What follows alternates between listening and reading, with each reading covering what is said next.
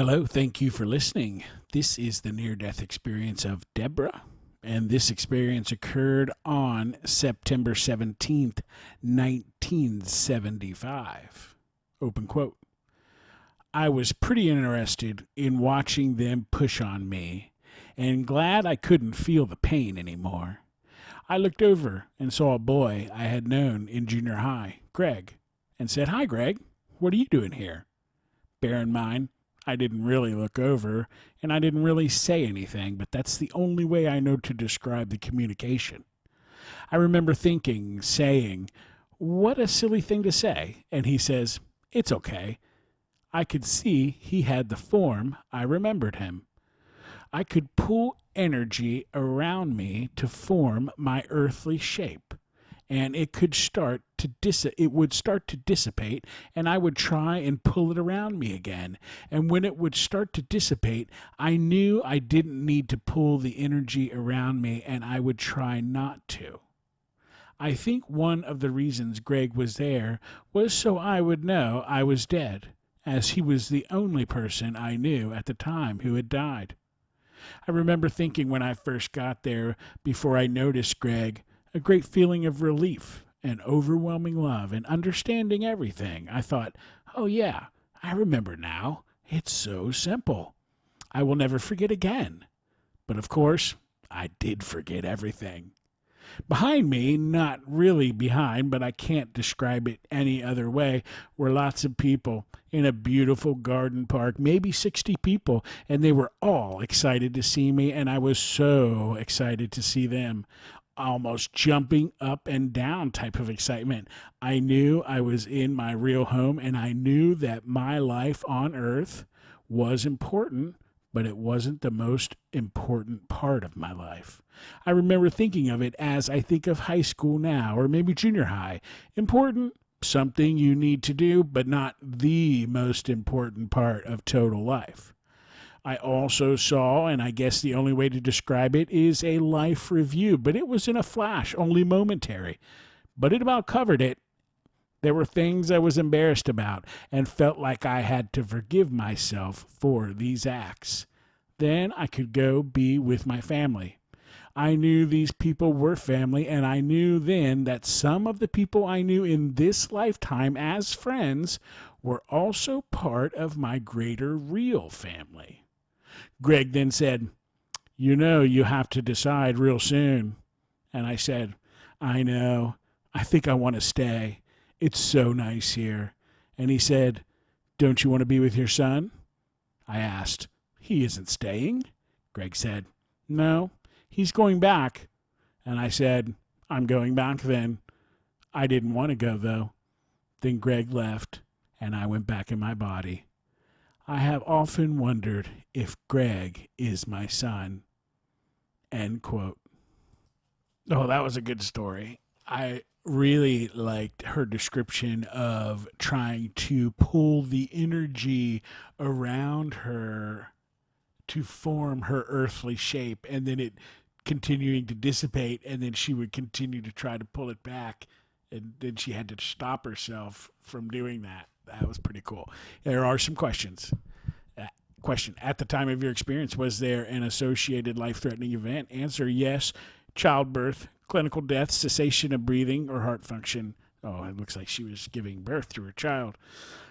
Question: did you feel separated from your body? Answer: yes, I clearly left my body and existed outside of it.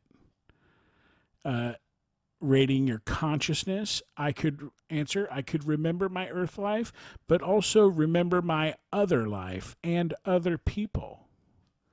And your highest level of consciousness, answer: after I remembered that I didn't have to keep pulling the energy together to make my body form together, I could see behind me. Question: were your thoughts speeded up? Answer: incredibly fast. Question: did time seem to speed up or slow down? Answer: everything seemed to be happening all at once. There seemed to be no time. Everything was on a continuum, I guess. Question: comparing your vision. I could see everything, the things between the two worlds, I guess, but mainly I was aware. comparing your hearing. Answer, I don't remember hearing, actually, only telepathic communication.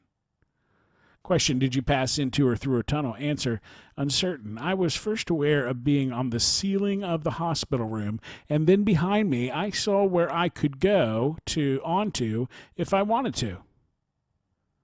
Question, did you see any beings? Answer, saw them. Question, did you encounter or become aware of any deceased beings? Answer, no. On the ceiling of the hospital room when I got there was a friend of mine from the 7th grade who had died of cancer. I didn't feel surprised to see him. I was a little embarrassed because I was trying not to be confused, but it seemed perfectly normal that he be there. I also saw maybe 20 to 25 people in the other plane behind me, and they were very excited to see me, and I them. I was so happy, and I wanted to be with them very much. I knew they were family, but now I don't know who they were. Question, did you see an unearthly light? Answer, yes. I could only see the difference between the plane of the hospital room and the other place behind me that was much more colorful and bright, and lots of people whom I don't remember knowing, but I knew them then and was so happy to see them again.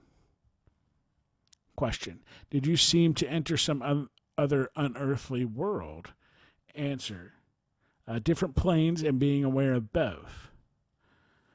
Question, what emotions did you feel during the experience? Answer, relief, I think, happiness, and a great sense of homecoming. Question, did scenes from your past come back to you? Answer, I don't remember an actual review, but I do remember a sense of embarrassment, not over one particular past incident, but over all of them at one time. I knew all of the mistakes at one time. I can't explain it, but I also knew I only had to forgive myself and they would be forgiven or forgotten or something. I just had to face them or admit them or something like that. Question, what was your religion prior to your experience? Answer, moderate, probably agnostic, or none. Question, have your religious practices changed since your experience? Answer, yes. My daughter says I am part Jewish, part Buddhist, and part Christian. I think she may be right. Question, what is your religion now? Answer, liberal. I would say I am spiritual, but not religious as far as my organized religion. Question, did you have a change in your values and beliefs because of your experience? Answer, yes. That was the same answer as before. So, question, during your experience, did you gain special knowledge or information about your purpose?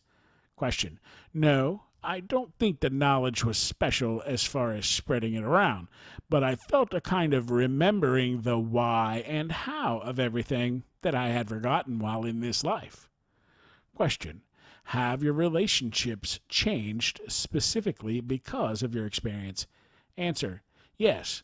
I think of people that I feel connected to in life, that we are connected forever. Not just my family, but I feel that the life we choose here is with the different family members from the bigger family we have.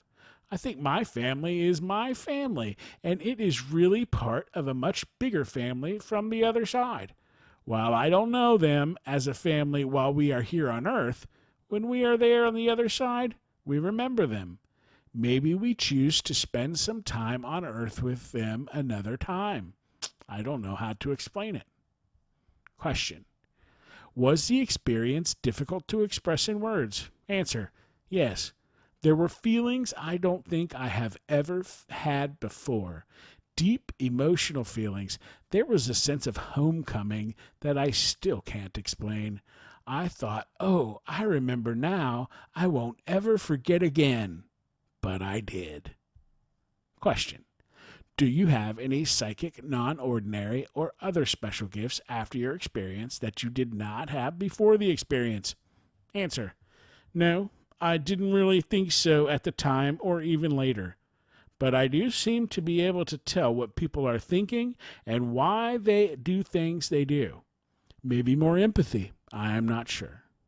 Question, are there one or several parts of your experience that are especially meaningful or significant to you? Answer: the joy of seeing my family and the sense of relief and the sense of knowledge of everything. I only remember the sense of knowledge now, not the actual knowledge.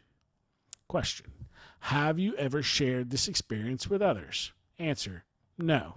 I told only a girlfriend who I knew wouldn't question or think I am crazy. It was probably almost 10 years later until I told my sister. After another event prompted me to think she might believe me, and then only a few people whom I felt needed to hear it. Question: did you have any knowledge of near-death experiences prior to your experience? Answer: no. I had read Bertie Murphy when I was in high school. That was my only previous experience, and it didn't affect me at all. But maybe made me know it was not a dream. Maybe. Question: what did you believe about the reality of your experience shortly after it happened? Answer: experience was definitely real. I knew it was real because I had died on the childbirth table. The doctor and nurses were saying that they lost the baby's heartbeat, and then they lost the mother's heartbeat. Then I was on the ceiling. I could see the nurse trying to push the baby out of me, and then I quit paying attention. I could have watched the whole time, but more and more I became less interested in the event, until I knew it was time to choose, and I willingly, but not without regrets, went back. Question: what do you believe about the reality of your experience now?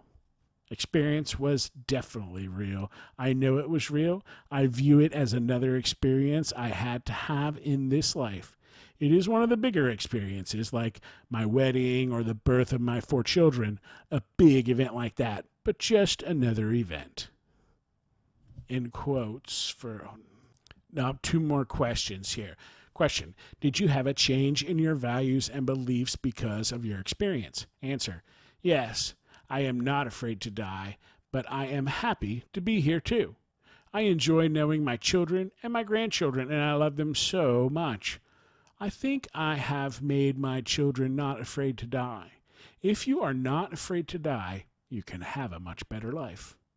Question: was the experience difficult to express in words? Answer: yes. For example, I said he said or I said, and no one says anything, but you just know what is being said, or thought, I guess.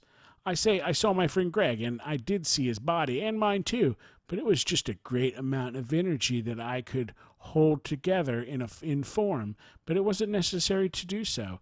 It was just for me to recognize until I remembered. See? Unexplainable. I just knew. End quote. End questions. And another great story. Thank you for listening. Have a nice day.